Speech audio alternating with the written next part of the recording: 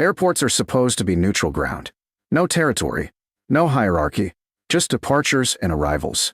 But when you control half the city, nowhere is neutral. Alessio Romano didn't do commercial terminals. He owned private jets. He avoided crowds. He moved through spaces like he owned the air. But that afternoon, a last-minute aircraft issue forced him into Terminal 4 like any other man. And that's when fate decided to interfere. He saw her before she saw him. He always did. Clara Bennett. White. Early 30s. Long blonde hair pulled into a low ponytail. Minimal makeup. Simpler than he remembered. But it was her. Unmistakably. The woman who had walked out of his penthouse 5 years ago without looking back. The woman who told him she refused to raise children in a world built on blood and power. The woman he let go because he believed control mattered more than love. She stood near gate 27, one hand gripping a small pink suitcase, the other holding the hand of a little girl. Alessio froze. Not visibly, not to anyone watching, but internally, something stopped. The child was maybe 4. White, light brown hair, big dark eyes, serious expression. Clara knelt to adjust the girl's jacket, brushing her hair behind her ear with instinctive tenderness. The girl looked up and smiled, and Alessio felt something in his chest tighten. It wasn't the existence of the child that struck him. It was the familiarity. The eyes. Dark. Too dark. The shape of the jaw. The way she stood with one foot slightly forward like she was always ready to run. He knew that stance. He saw it in mirrors. His men noticed his stillness. "Boss," one murmured quietly. Alessio lifted a hand subtly. Silence. 5 years ago, Clara left without drama. No screaming. No accusations. Just a quiet sentence that echoed longer than gunfire ever had. "I won't raise a child in this world." At the time, there had been no child. Just possibility. And she had chosen absence over risk. He hadn't searched for her. Not publicly. He respected her decision. Or told himself he did. Because in his world, control meant letting go when necessary. But now, she stood 30 feet away, holding a child who looked dangerously like him. Clara turned slightly. Their eyes met. Shock hit her first. Then something else. Not fear. Not exactly. More like inevitability. Alessio didn't move immediately. He let the silence stretch. Let her decide if she would approach. She didn't. She tightened her grip on the little girl's hand. Subtle. Protective. He crossed the distance. Measured. Controlled. The crowd seemed to part instinctively. Even strangers felt it when power entered a space. "Clara," he said calmly. His voice hadn't changed. Still low. Still steady. Still dangerous in its softness. Her throat moved as she swallowed. "Alessio." No warmth. No hostility. Just history. The little girl looked up at him curiously. Unaware. Innocent. "You disappeared," he said. "So did you," she replied quietly. His gaze dropped. To the child. Then back to her. "You didn't mention this," he said. Her jaw tightened. "I didn't know you updates." "Maybe not." His eyes returned to the girl. "But I might deserve information." Clara stiffened. "She's mine." "That wasn't my question." The little girl tugged on Clara's sleeve. "Mommy." The word hit like a trigger. "Mommy." Not stepmother.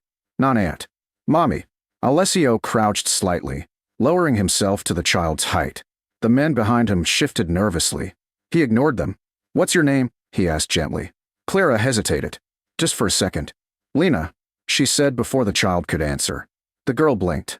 "That's not what." Clara squeezed her hand. "Lena," she repeated firmly. Alessio noticed. He noticed everything. The interruption. The hesitation. The fear masked as control. "Lena," he repeated softly. The girl tilted her head. "Are you the man from the picture?" she asked innocently. Silence fell heavier than before. Clara's face drained of color. "What picture?" Alessio asked quietly. The little girl frowned slightly. "The one Mommy keeps in her drawer." Clara dropped to one knee quickly. "Lena, sweetheart, remember what we talked about." But the damage was done. Alessio stood slowly, eyes never leaving Clara's face. "You kept a picture. That means nothing. It means you didn't forget. That doesn't mean she's yours." There it was. Not denial. Not confirmation. A defensive deflection. "How old is she?" he asked. 4. His pulse ticked once. 4. For years. 5 years since Clara left. "When is her birthday?" Clara hesitated again. That was the second crack. "March," she said quietly. His mind calculated automatically. March. He counted back. The final night before she walked out. The argument. The silence. The distance. You didn't tell me, he said. You didn't ask, she replied sharply. You vanished. So did you. I respected your choice. You respected your empire. The tension between them wasn't loud. It was compressed. Years of words unsaid. Lena tugged at Clara again. Mommy, are we going to miss the plane? Plane. Leaving. Of course. Where are you going? Alessio asked calmly. That's not your concern. If she's mine, he said quietly, it is. Clara's eyes flashed. You don't get to walk into an airport 5 years later and claim rights. I'm not claiming, he replied evenly. I'm asking. And if I say no, his gaze softened slightly. Then I'll request proof. The announcement for boarding began overhead. Gate 27. Final call. Clara's breathing quickened. Not because she was afraid of him. Because she knew the clock was ticking. I won't let you take her, she said firmly. I'm not here to take, he replied. Then what are you here for? He looked at Lena again. At the familiar eyes. The stance. The jaw. The undeniable resemblance growing clearer by the second. For the truth, he said quietly. The boarding line began to form. Strangers moved around them. But the space between them remained electric. Alessio, Clara said, voice tight. If you ever cared about me, let us leave. He studied her carefully. The woman who once told him she refused to raise a child in his world. And now stood in front of him. Raising one. Answer one question, he said. Silence. Is she my daughter? Clara's composure cracked for the first time. Just slightly. Her eyes glistened. Her hand trembled. And in that tremor, Alessio saw confirmation before she ever spoke. But the words still mattered. And she hadn't said them yet. The final boarding call echoed again. And for the first time in years, Alessio Romano felt something more dangerous than war. He felt uncertainty, and it was standing 3 feet away, holding a pink suitcase. The final boarding call echoed again. Gate 27. Last passengers. Clara didn't answer him. Not with words. But her silence was louder than confession. Alessio didn't step aside. He didn't block her either. He simply stood there, waiting. Because in negotiations, whether business or personal, silence forces truth. Mommy, Lena whispered, looking between them. Clara knelt again, brushing her daughter's hair back gently. Go stand by the lady at the counter for a second, okay? Mommy needs to talk. The airport attendant, unaware of the storm unfolding, smiled kindly and extended a hand. Lena followed reluctantly, still watching Alessio with open curiosity. The moment the child was a few feet away, Clara stood. You don't get to interrogate me in public, she said tightly. I'm not interrogating, he replied calmly. I'm asking whether I have a daughter. You forfeited the right to that answer. His jaw flexed slightly. I forfeited nothing. You left. I left because you were building something that would swallow a family whole. And yet, he said quietly, eyes flicking toward Lena, you built one anyway. Clara's composure cracked. Do you think I wanted to do that alone? The question wasn't angry. It was exhausted. He studied her differently now. Not as an adversary. Not as an ex-lover. As a woman who had carried something heavy by herself. You found out after you left, he said slowly. She didn't respond. But she didn't deny it. I was already gone, she said finally. And I knew if I came back to you, you try to pull me into that world again. I would have married you. You would have controlled the environment, she corrected. You wouldn't have changed it. That stung. Because it was true. 5 years ago, he believed control solved everything. She deserved normal, Clara continued. Not guards. Not armored cars.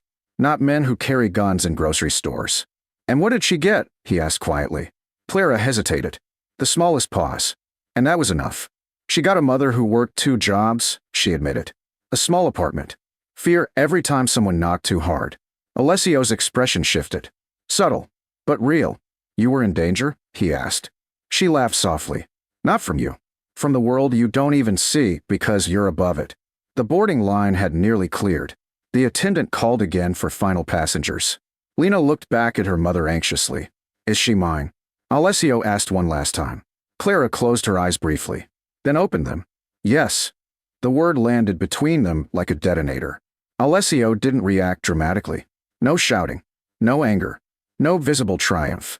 But something inside him recalibrated completely. How long did you know? He asked. 6 weeks after I left. And you never told me. You were consolidating power. You were in meetings with men who solve problems by eliminating them. I would never eliminate my child. You don't know that, she said quietly. Because you've never had one. Silence fell heavy. He glanced toward Lena again. Toward the child who had his eyes. His stance. His stubborn stillness. She deserves to know who I am, he said. She deserves to be safe, Clara replied. I can provide that. At what cost? The question lingered. Because safety in his world always carried a price. Visibility. Control. Enemies. I won't take her from you, he said carefully. Clara watched him, searching for deception. Finding none. I won't drag her into operations. She won't attend meetings. She won't be paraded as leverage. And when your enemies realize you have a daughter? His gaze darkened. They won't. That's not realistic. It is when I decide it is. The confidence was back. But not aggressive. Protective. The last passenger stepped through the jet bridge. The attendant looked toward Clara apologetically. I'm sorry, ma'am. We have to close the gate. Clara looked at Lena. Then back at Alessio. A choice hanging in the air. Where were you going? He asked quietly. To Boston. For good. Yes. To run. To breathe. He nodded slowly. Processing. Calculating. But this wasn't a business move. It was personal. If you board that plane, he said, you do it knowing I won't disappear again. Clara's heart visibly stuttered at that. You can't just insert yourself. I'm not asking for custody. Then what are you asking for? A chance to be her father. The simplicity of the statement carried more weight than any threat. Do you even know how to be one? She whispered. No, he admitted. The honesty stunned her. But I know how to learn. Lena tugged free from the attendant and ran back to Clara. Mommy, are we leaving? Clara knelt and hugged her tightly. Alessio watched the embrace carefully, not as an outsider, but as a man realizing he had missed 4 years of moments like this. Lena looked at him again. Are you coming too? The innocence in her voice cracked something open in him. Clara stood slowly. Decision forming. We're not boarding, she said quietly. The attendant nodded and stepped back. The gate door closed. The plane would leave without them. Alessio didn't smile. He simply exhaled. Relief contained. This doesn't mean you control our lives, Clara warned. It means I'm part of them, he replied. And if I don't like how you handle it, you walk away again. And if she gets hurt, she won't. That's not a guarantee. No, he agreed. It's a commitment. They moved to a quieter corner of the terminal. Lena sat between them, swinging her legs. So you're my daddy? She asked bluntly.